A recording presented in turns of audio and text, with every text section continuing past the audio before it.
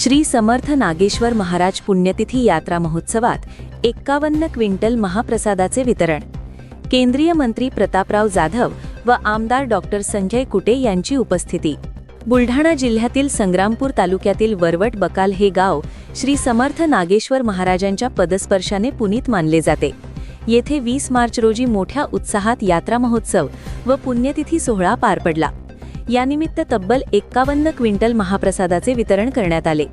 यात्रोत्सवानिमित्त श्री नागेश्वर मंदिर परिसरात महाप्रसादासाठी सुमारे 40 क्विंटल ज्वारीच्या भाकऱ्या तसेच 10 ते 12 क्विंटल उडदाची डाळ व शिरा तयार करण्यात आला होता।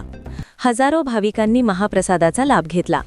या प्रसंगी केंद्रीय मंत्री प्रतापराव जाधव तसेच जळगाव जामोद विधानसभा मतदारसंघाचे आमदार डॉक्टर संजय कुटे यांनी मंदिरास भेट देऊन दर्शन घेतले व उपस्थित भाविकांना मार्गदर्शन केले। त्यांनी श्री समर्थ नागेश्वर महाराजांच्या कार्याची महती सांगत गावाच्या धार्मिक परंपरेचे कौतुक केले।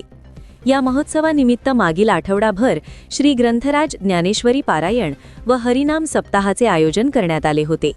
विविध कीर्तनकारांच्या कीर्तनांनी व भजन मंडळांच्या सहभागाने कार्यक्रमांना रंगत आली। या सप्ताहाची आज दिनांक 20 मार्च रोजी हबप तुकाराम महाराज सखारामपूर यांच्या काल्याच्या कीर्तनाने सांगता करण्यात आली। त्यानंतर दुपारी 12 वाजता महाप्रसादाचे वितरण करण्यात आले। महाप्रसादात ज्वारीची भाकरी, उडदाची डाळ व रव्याचा शिरा अशा प्रकारे 51 क्विंटल महाप्रसाद तयार करण्यात आला। यात्रेदरम्यान संपूर्ण गावातून श्री समर्थ नागेश्वर महाराजांच्या रथाची भव्य मिरवणूक काढण्यात आली। मिरवणुकीच्या मार्गावर विविध ठिकाणी शरबत व थंड पाण्याचे वाटप करण्यात आले। भक्तिमय वातावरणात जय नागेश्वर महाराजच्या घोषणांनी परिसर दुमदुमून गेला। यावेळी सखारामपूर संस्थानचे गुरुवर्य हबप तुकाराम महाराज यांचे काल्याचे कीर्तन संपन्न झाले। कीर्तनानंतर दहीहंडीचा कार्यक्रम पार पडला आणि त्यानंतर हजारो भाविकांना महाप्रसादाचे वितरण करण्यात आले। संग्रामपूर तालुक्यातील वरवट बकाल येथे श्री संत नागेश्वर महाराज पुण्यतिथी यात्रा महोत्सव मोठ्या भक्तिभावात पार पडला। हजारो भाविकांना महाप्रसाद वितरित करण्यात आला। यासोबतच यात्रा महोत्सवात विविध प्रकारची दुकाने आणि मनोरंजनाचे खेळ थाटले गेले होते। गृहोपयोगी साहित्य, खेळणी, कपडे, मिठाई, फळे आणि आदी विविध प्रकारच्या दुकाने दिसून आली। सकाळपासूनच परिसरात भक्तांची मोठी गर्दी उसळली होती। दर्शन, नामस्मरण आणि धार्मिक कार्यक्रमांनी वातावरण पूर्णपणे भक्तिमय झाले होते। गावकरी, भाविक आणि सेवेकऱ्यांनी स्वयंसेवक भावनेतून सहभाग घेत महोत्सव यशस्वी केला। संपूर्ण कार्यक्रम शांततेत व उत्साहात पार पडला असून भाविकांनी मोठ्या संख्येने उपस्थिती लावून यात्रोत्सवाची शोभा वाढवली। यावेळी बुलढाणा जिल्ह्यातील मोठ्या संख्येने सर्व राजकीय पदाधिकारी, कार्यकर्ते आणि सर्वसामान्य नागरिक आणि भाविकांनी भेट देऊन दर्शन घेतले आणि महाप्रसादाचा लाभ घेतला। दयाल सिंग चव्हाण, संग्रामपूर, बुलढाणा। कुठेही आध्यात्मिक कार्यक्रमामध्ये बोलत नाही आणि हातपुरी घेत नाही। त्यामुळे काकाची बकाकाची फारच जास्त तीव्र इच्छा म्हणजे हा पहिला आणि शेवटचा, याच्यानंतर नाही।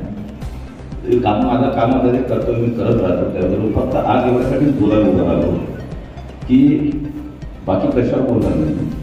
पण तू आज मी मुलं इथं बसलेले पाहिले, मी बोलवून आणले त्यांना, सगळे बाहेर होते। कारण आपण मिडल एज आणि त्याच्या वरचेच मुलं आणि व्यक्ती आणि महिला आमच्या बसलेले असतात।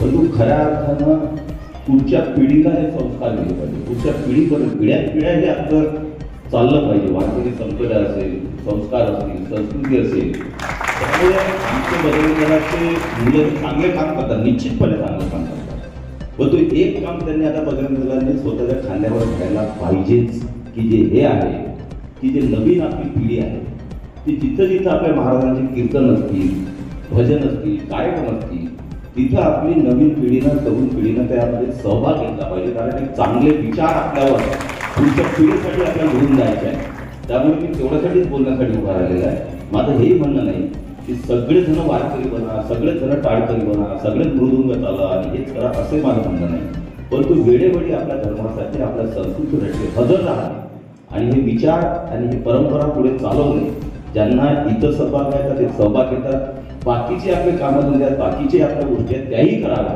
परंतु हाही परंपरा वारकरी संप्रदायाची पूर्ण पताका ही शेवटपर्यंत आपल्या खांद्यावर ठेवावी एवढ्यासाठीच मी फक्त मुलांसाठी उभा राहिलो.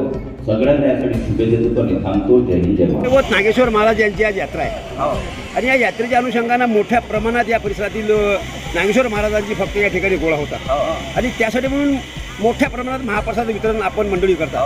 यावर्षीचं कसं आहे म्हणजे नियोजन आहे, किती क्विंटलचा यावर्षीचा महाप्रसाद आहे? यावर्षीचा महाप्रसाद जवळ शिऱ्याचं वाटप जे आहे ते 1.5 क्विंटल कणिकचा गव्हाच्या कणिकचा शिरा आहे आणि त्याला 3 क्विंटल साखर आहे. त्या हिशोबाने डालडा आहे आणि वरणाचं म्हटलं तर 7 क्विंटल डाळीचं तिखट वरण बनवलेलं आहे उडदाचं. 35 क्विंटल ज्वारीची भाकर आहे. या प्रकारचा महाप्रसाद बनलेला आहे. म्हणजे एकंदरीत किती क्विंटलचं होईल हे सगळं? एकंदरीत जवळपास 51 क्विंटलपर्यंत जवळपास 51 क्विंटलचा महाप्रसाद या ठिकाणी आज वितरित होत आहे.